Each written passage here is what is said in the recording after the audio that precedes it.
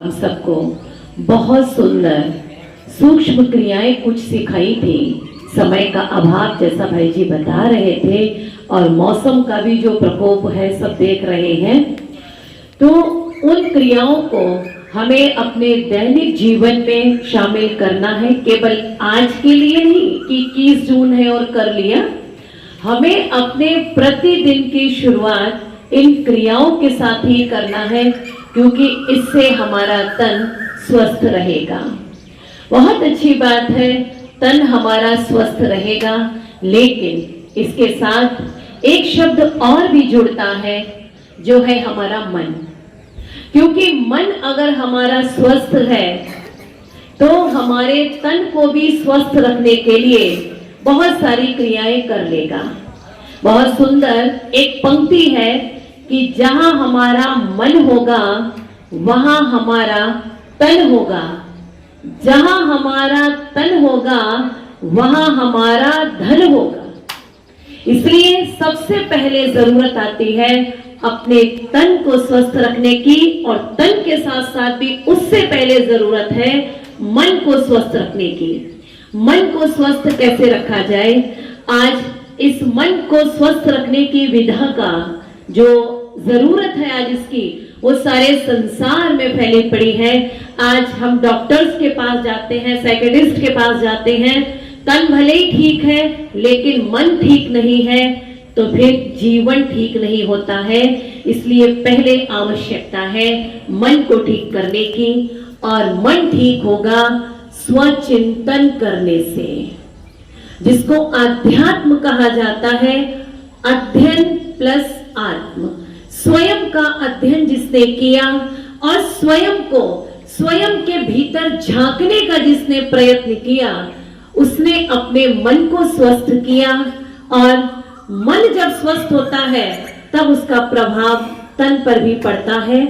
तो जब हम स्वयं के अंदर जब झांकने का प्रयत्न करेंगे, तब हम उस संसार को चलाने वाली जो सत्ता है, जो शक्ति है, उसको भी जान सकेंगे। और उसके साथ जब हम अपने मन को जोड़ेंगे, कनेक्ट करेंगे, तब ही मेरे जीवन में प्रकाश आ सकता है।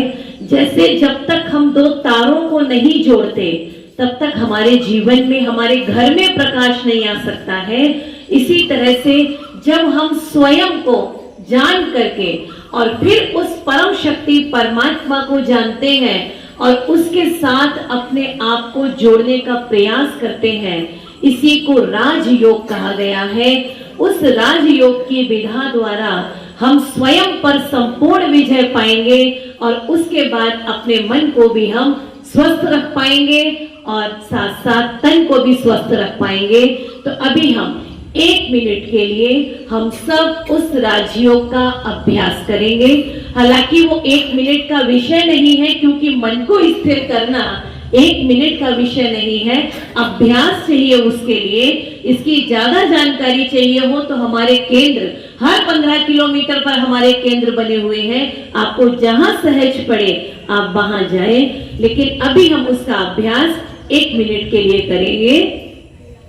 जैसा भी पाराशर भाई बता रहे थे, अपने हाथों को इस मुद्रा में बना के और अपने घुटनों पर रख लें, और आंखों को आप बंद भी कर सकते हैं और खुला भी रख सकते हैं, जैसा आप कंफर्ट फील करें।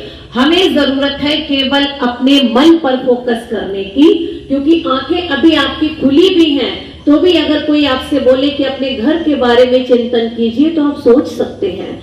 सब कुछ आपके सामने आ सकता है, लेकिन अगर अभ्यास नहीं है तो आंखें बंद भी कर सकते हैं।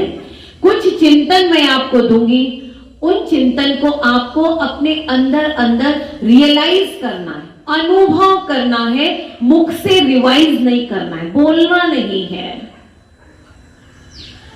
ओम शांति।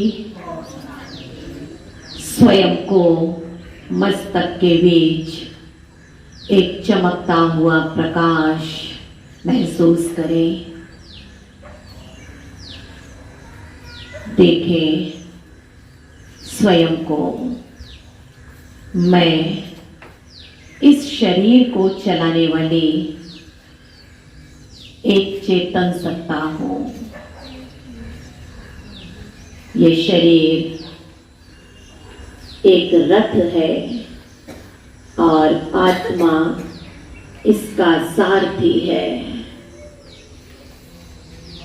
मैं इस सृष्टि रूपी रंगमंच पर अपना पात्र निभाने आई हूं। जैसे मैं आत्मा अति सूक्ष्म ज्योति स्वरूप हूं, मेरे पिता परमात्मा भी अति सूक्ष्म दिव्य चैतन्य ज्योति स्वरूप है। महसूस करें इस 5 तत्वों की दुनिया से पार छठा ब्रह्म महातत्व, जहां के हम सब रहने वाले हैं, परमात्मा भी वहां का रहने वाला है। परम शक्ति परमात्मा का दिव्य प्रकाश मुझ चैतन्य आत्मा पर पड़ रहा है, जिससे मैं आत्मा स्वयं में सर्वगुणों को भरती जा रही हूँ। परमात्मा से प्राप्त गुण और शक्तियों के द्वारा